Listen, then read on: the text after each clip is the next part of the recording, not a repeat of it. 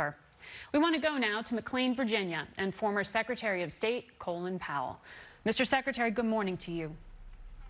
John Lewis was a civil rights icon, one of Martin Luther King's top lieutenants.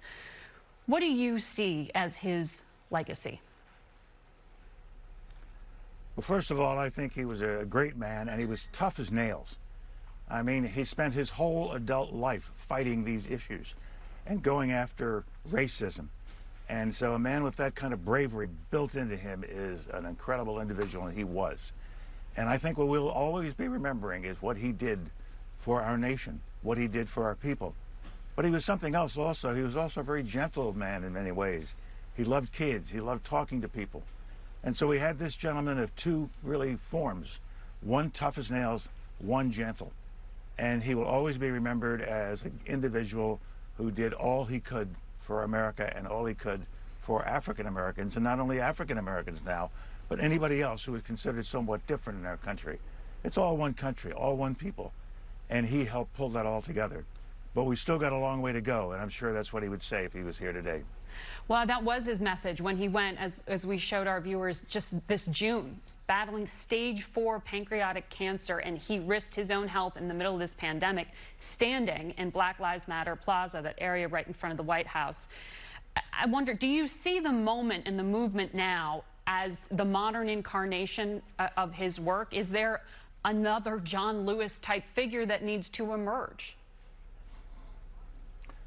I hope one will emerge, and there is a need for more John Lewises, not just one, but many. We've got a lot of work to do. And it's not just a matter of how do we get Black Lives Matter or All Lives Matter. It's a matter of teaching young people. It's a matter of getting young people educated.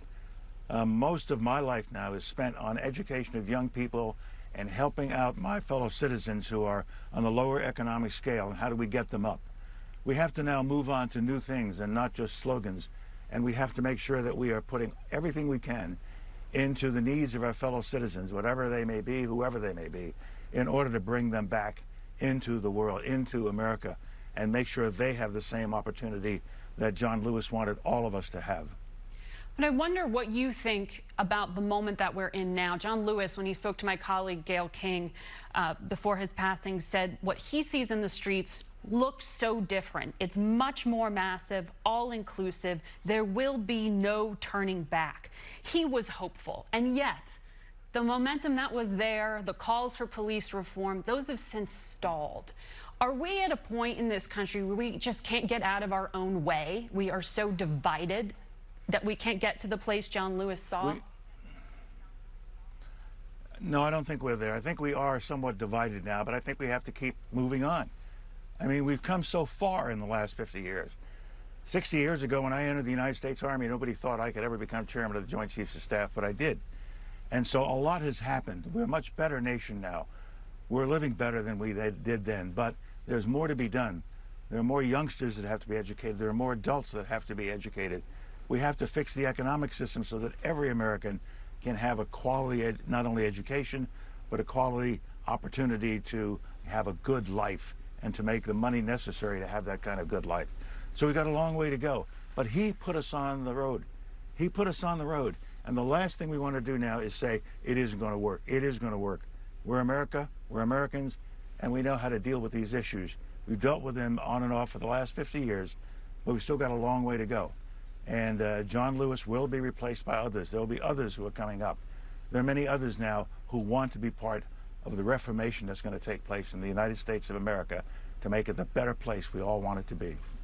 There's a new consciousness about symbols as well as systemic racism. And the current chairman of the Joint Chiefs of Staff, Mark Milley, said this week, the U.S. Army is now 20% black.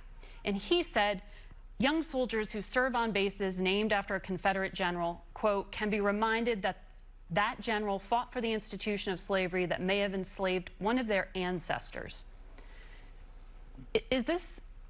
Do we need to rename these bases? True. It's true. I would rename the bases. We really hadn't thought about it a few years ago, but now with Black Lives Matter and all the issues that are before us, I think it is a good idea to rename the 10 bases in the United States Army that are named after Confederates. You know, I never really thought about it. I went to Fort Benning, Georgia, named after a Confederate. And I did all my training there, but it never really stuck to me that this name should be changed. So I fully support what General Milley's doing. I hope he doesn't get any difficulty with it with the rest of the administration. But I think this is something we should do, and we should do it as quickly as we can. Well, and the Pentagon also decided this week to list flags that can be displayed without actually explicitly banning the Confederate flag. Is that kind of compromise necessary, truly? I mean, should it be more explicit? The Confederate flag is now an explicit demonstration of another time, another place, another country that had nothing to do with the United States of America. It was Confederate States of America. They were not part of us. And this is not the time to keep demonstrating who they were and what they were back then. This is time to move on. Let's get going. We have one flag and only one flag only, and that's the flag we should all support and all display and all be proud of. All right, Secretary Powell, always great to have you. Thank you for helping us remember John Lewis.